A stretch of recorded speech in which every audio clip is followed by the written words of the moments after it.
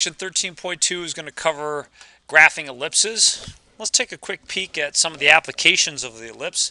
We'll speed through the applications of the parabola here and talk about ellipses. The shape of an ellipse is kind of like an oval shape, and there's these two special points within inside an ellipse. We're not going to have to deal with them in this course. It's something you'll see in later courses. They're called foci. They have special reflective properties, which are kind of cool. You'll see the shape of ellipse. There's an ellipse in Washington, D.C., right in front of the White House. The Earth orbits the Sun in a special path called an ellipse. And ironically, in summer, we're actually farther away from the Sun than we are in winter. We're actually a little bit closer. So Kepler was the first one to notice that. The shape of the ellipse is also used in a lithotripter. And those reflective properties based on the focus are really what makes it work. You have some kind of electrode here which generates an energy wave starting at one focus. The elliptical shape reflector here concentrates the energy waves to the other focus, and that's where you put a kidney stone or a gallstone, and the energy waves will crush that so you can kind of pass that gallstone or kidney stone without having to be operated on. So it's a non-invasive procedure. I've heard they put these things on trucks and they'll just drive them up to your house. So pretty cool. There's my lovely daughter. She's at a little science center in Lansing, and they have these elliptical shaped discs.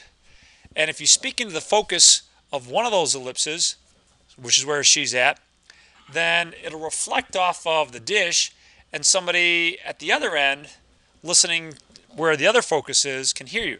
Now this is a long ways from one dish to the other, but yet you can hear voices quite clearly. So here's the other end of that dish. And I pasted off, it's about at least 120 feet down to this other dish way over here. So it's pretty cool stuff.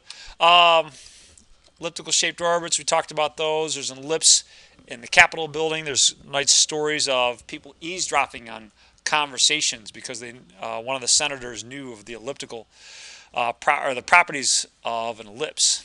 So, okay, let's break from this and actually start graphing some of these things and learning how to work our way through them. The first one we'll work with is problem number 18, which is this. X squared over 16 plus y squared over 9.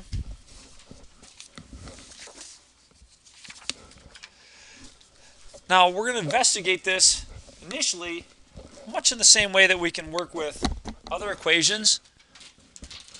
As we'll start out by finding the x and y intercepts. So let's say I wanted to find the x-intercepts of this graph.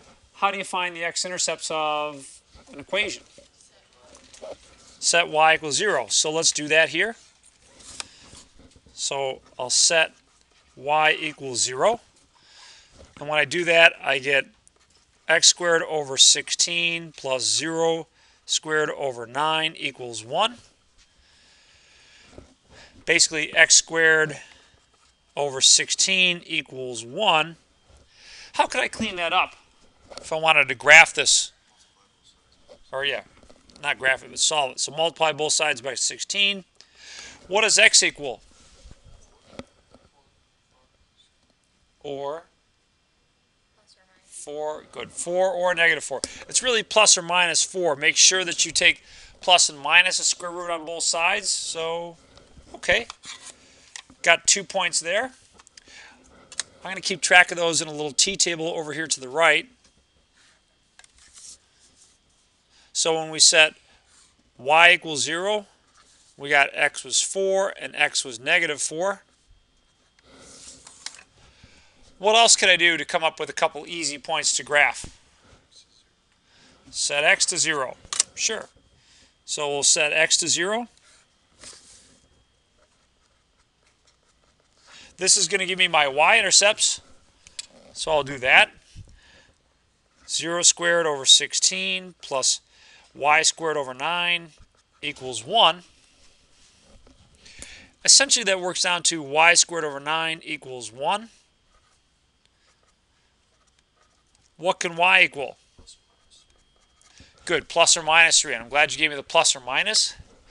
So that was x was 0. I got 3 and negative 3.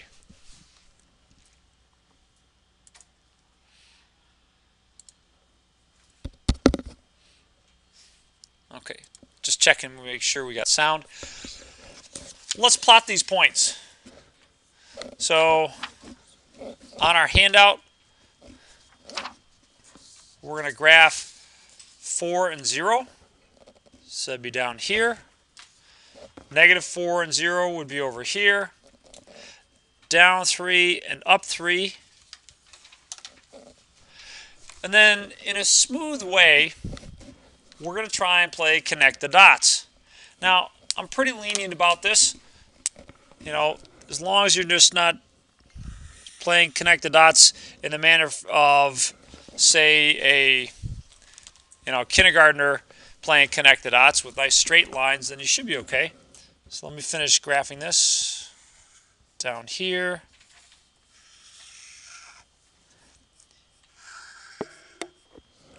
So something like that. Usually I like to walk around because it makes me feel better about my graphs, but I'll trust that you're doing okay on these. All right, good. Yeah, right here, right? Ready? There you go. Good job. All right. Now let's look back at this a little bit, and what I want to try and do is help you find a shortcut in terms of graphing this. And to do that, to recognize that, let's take a look at a couple distances here. This distance here from the center to our vertices in the x direction, how far did I move to get that point? 4. So 4 and negative 4. And then in the other direction, 3 and 3. And what I want you to see is that there might be an easier way, rather than setting x equal to 0 and setting y equal to 0, which is good in terms of an exercise. It reminds you how to find intercepts. But let's look back at the original equation here. What if I rewrote this as x squared over 4 squared plus y squared over 3 squared equals 1? And let's look back now at our graphs. So in the x direction, I moved a distance of 4 to get these vertices. In the y direction, I moved a distance of 3 up and down. So you can see those numbers right here. They're the numbers that you square to get our denominators. So that's kind of a nice shortcut. And what I'm saying to you is we don't necessarily have to sit there and set x equal to 0 and then set y equal to 0. We can just kind of put it in more of this standard form and know how far I have to go to find my vertices. So that seems like a pretty good shortcut. We're going to run with that. We're okay with the graph of problem number 18 here. Looking good on that first one? All right. Let's try some more here. Let's try problem number 20 next.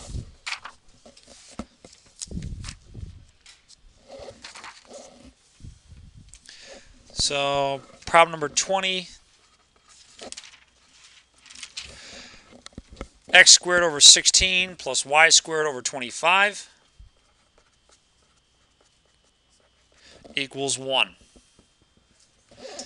Any suggestions as to how we might get started with this one?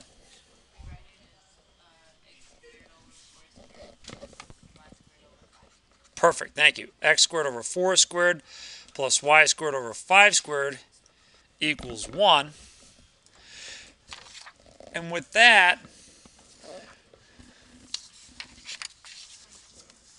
now we can graph it. All right, we'll start out at 0, 0. And in the x direction, I'll move to the right 4 and to the left 4 from center. How far am I going to move in the y direction? So up 5 and down 5. And like I say, play connect the dots from there. Draw a nice smooth graph.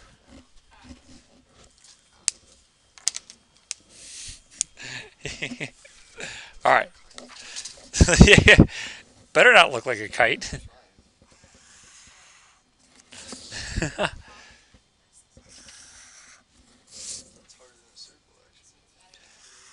It is harder than a circle.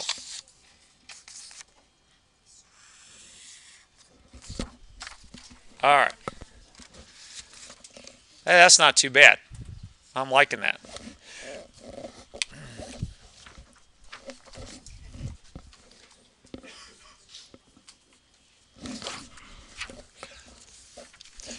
Okay, so ellipse is not too bad so far, right? The only time that I'm going to get, a little bit kind of picky about your graphs, I mean, I get these occasionally, and you're definitely going to lose points here if somebody does that. Okay, that's not an ellipse. Ellipses have a little smoothness to them. Okay, there shouldn't be any points at which you can cut your finger there. So, let's try a couple more here. Unfortunately, I don't have graphs ready-made for all of these, but we can still work them. Let's try problem number 22.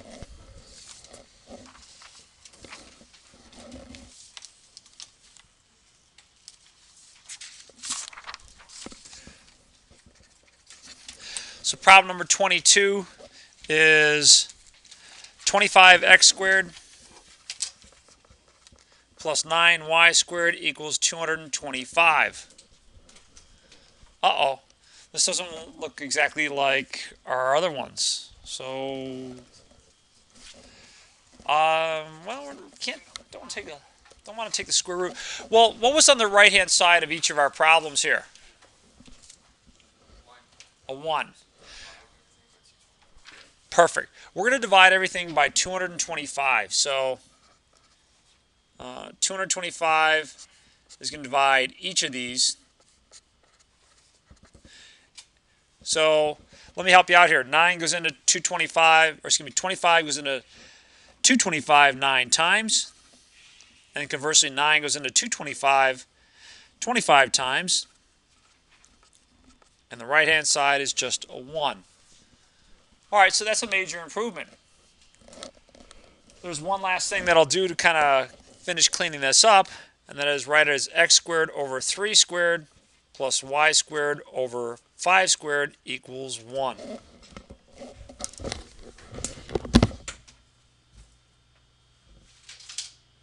If you haven't already taken advantage of it, there are rulers up front. You'll certainly need them in the next section, so grab one now.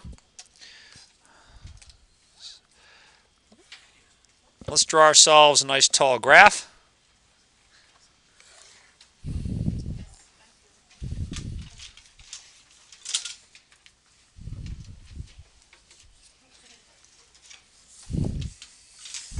On the exams, I'll tend to have these things drawn for you, at least a graph.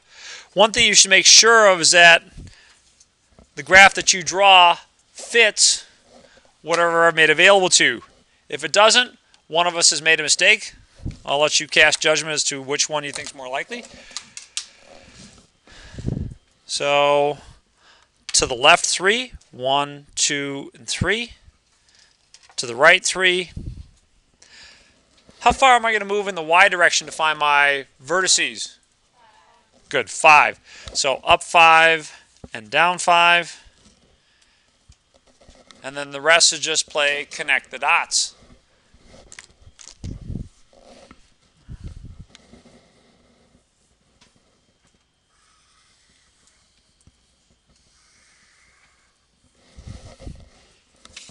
Hey, that's pretty good.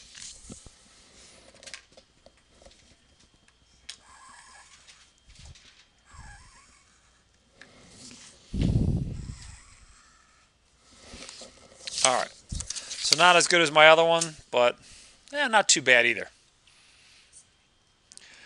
Most of the what I'm looking for is a relatively smooth vertex on each of these. So far, so good with ellipses. Pretty good there. Okay, let's make them a little bit more challenging then. Let's look at problem number 26. 26 looks like this. X minus 1 squared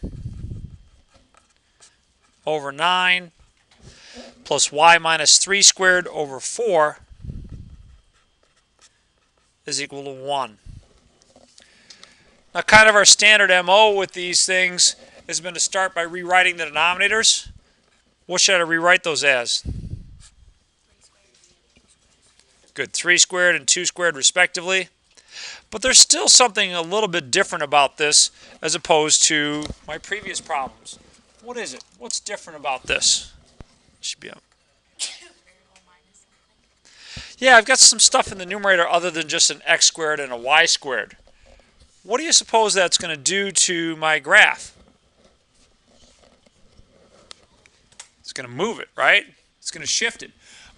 Where do you think the new center of this graph is going to be? Now, if you want to think back to what we did with circles, you're spot on, because it's going to be the same kind of thing.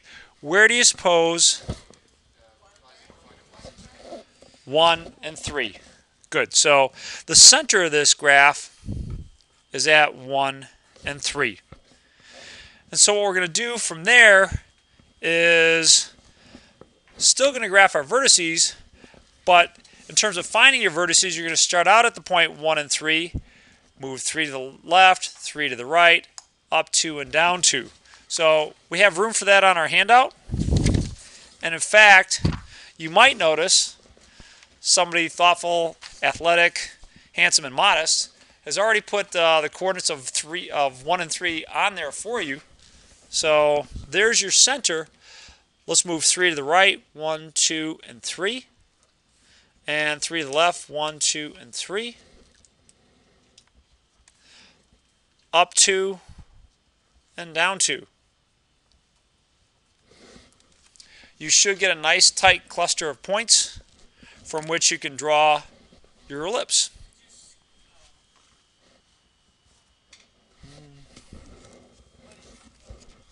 All right, you're making me nervous here.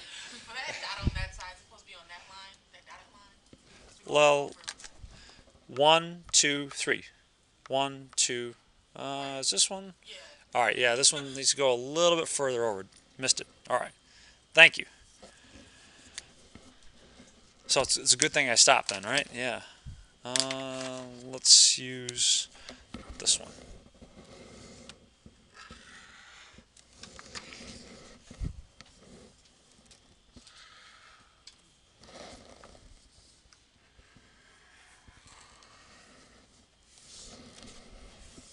Nice. So, not much different than our previous ones. It's just that instead of starting at 0, 0 and moving left, right, and up and down, we had to start at the center, which was 1 and 3. How are we looking on problem number 26 there? Doing all right?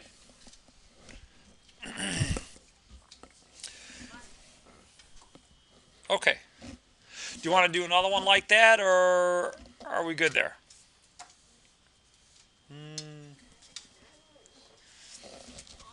Yeah. Can I go home? My brain is full. Okay. Well, let's do another one then. And on the back of your handout, you're going to have one similar like this. You can do maybe in class. I'll give you a little time to work it, or at home.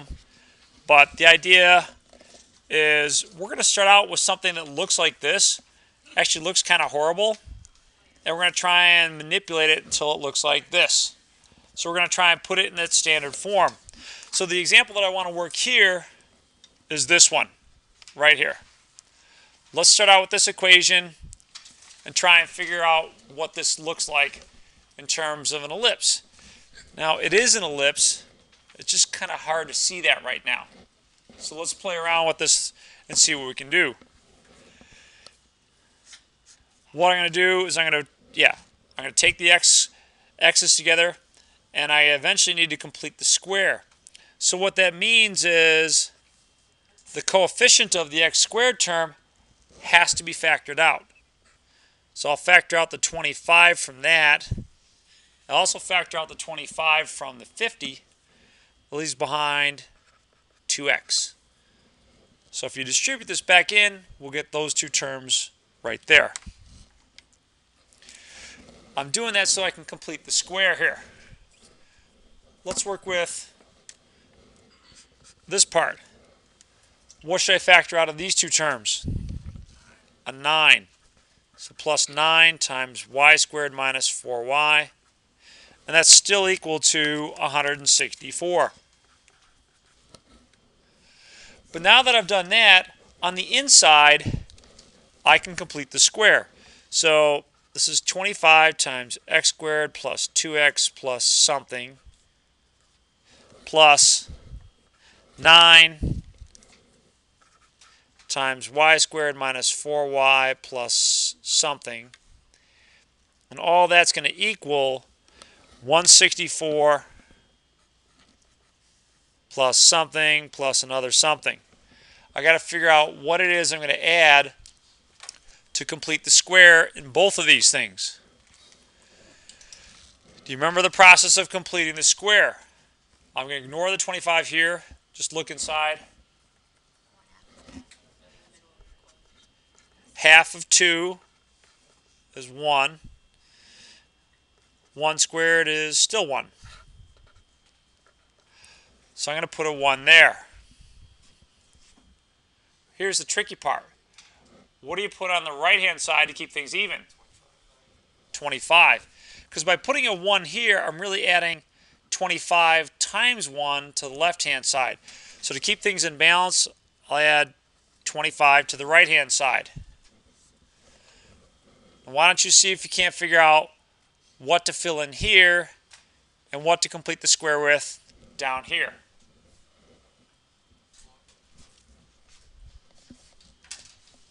And then make sure you fill in the right-hand side appropriately.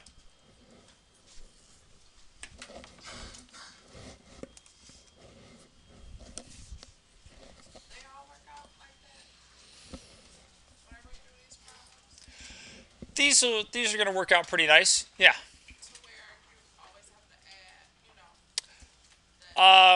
If you're doing a hyperbola problem, then you might end up subtracting. So it just kind of depends on the problem. But for the ellipses, you're going to be adding. Yes. So when we get that number, do we multiply it by 9? Yep. And by the way, what is that number? So half of this is negative 2. Negative 2 squared is 4. That's what's going to go in here.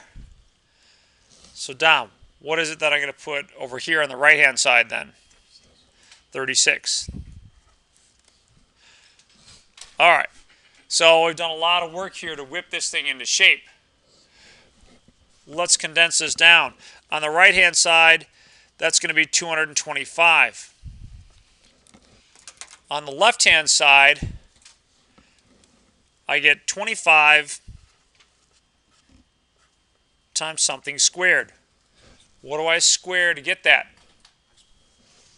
Yeah, go ahead. X plus 1. Nice. Plus 9 times something else squared. Y minus 2. Thanks, ladies. Y minus 2. Almost there. I mean, we're almost to the point where we could graph this thing, right? What's the last thing to do to kind of whip this into shape? Well, there's really 2 more steps. Divide by 225. So if I take and divide this all by 225, I'm going to get a lot of nice cancellation. Of course, starting with the right-hand side, which will give me a 1.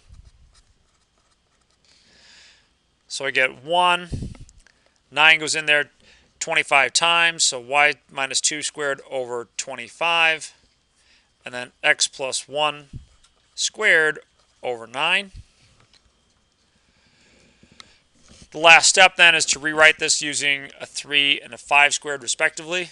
So x plus 1 squared over 3 squared plus y minus 2 squared over 5 squared equals 1. Nice. Just a quick kind of follow-up question on that one.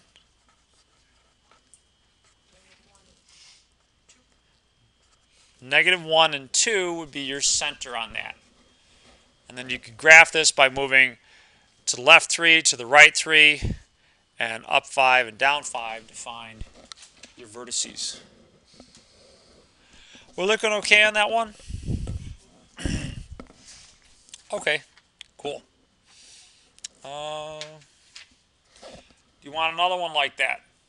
There's some practice on the back side of your sheet here so that, at home or later today in class, what you should do is start out with this, then close your eyes to this or whatever, put it away.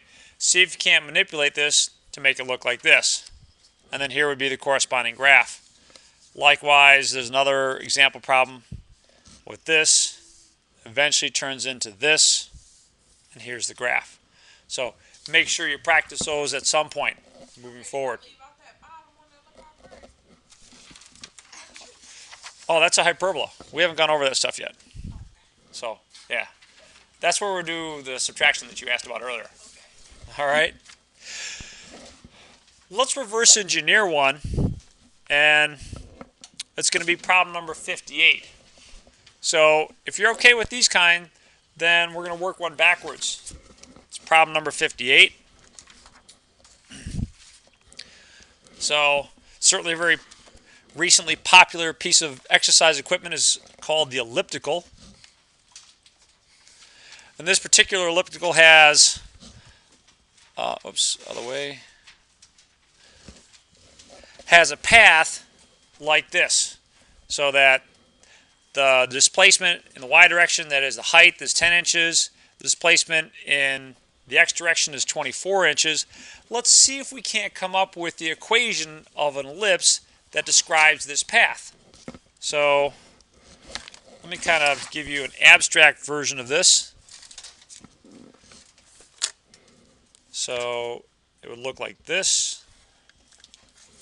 We're going to put the origin as the center of this ellipse, just out of convenience. Now we have a total distance of 10 in the y direction, so that means I'm moving up 5 and down 5. How far did I go in the x direction? Yeah, 12 and 12. So let's see if we can't put this together and write something in the form of x squared over a squared plus y squared over b squared equals 1. And I'm hoping that the answers are staring you kind of in the face. Or maybe not, in which case it's x squared over 12 or 12 squared. Good. 12 squared plus y squared over 5 squared. Wait a minute. That was easy. Yay. Cool. That wasn't too bad. All right, so working one backwards. You'll see elliptical shapes in bridges. The arches of bridges sometimes have an elliptical shape. So you can reverse engineer these things the way we just did right here. How are we looking on section 13.2? Pretty comfortable with ellipses? Want one more of any variety, or? Well, it told us that we had a total displacement of 24. So it was 24 was the entire direction this way. So if I put 0, 0 as my center and go 12 to the right and 12 to the left, that gives me my 24. And then in the y direction, the displacement was 10. So up 5 and down 5. So basically, I just divided those numbers in two. In a similar way, there's another one in the book. It's actually one of your homework problems. So the distance from the road, the base of the road, to the top of the tunnel is 10 feet. So in that case, am I going to be dividing the 10 in 2 or no? No. But in the y direction, assuming that you're putting the center right here, 20 feet to the right, 20 to the left, you will divide that in 2. So that's kind of a hint looking forward at your A and your B for a problem like that. Did I answer your question? Okay. No, well, let's see. In the y direction, the denominator would be a 1, would be a 10, because I don't need to divide that in 2. So it'd be, in the x direction, I have a 20, 20 to the left, 20 to the right. So it'd be x squared over 20 plus y squared over 10 equals 1. All right, let me give you some homework then.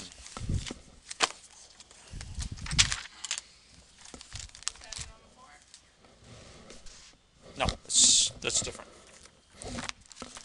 But thank you.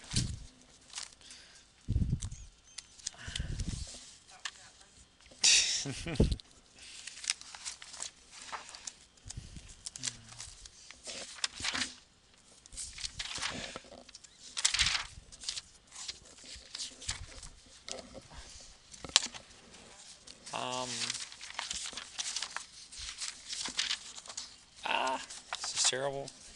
Okay, here we go. So for homework, try 13 through 31 and 57. You can skip problem 15. So for homework, 13 through 31 and 57, which I pretty much already did for you. You can skip number 15.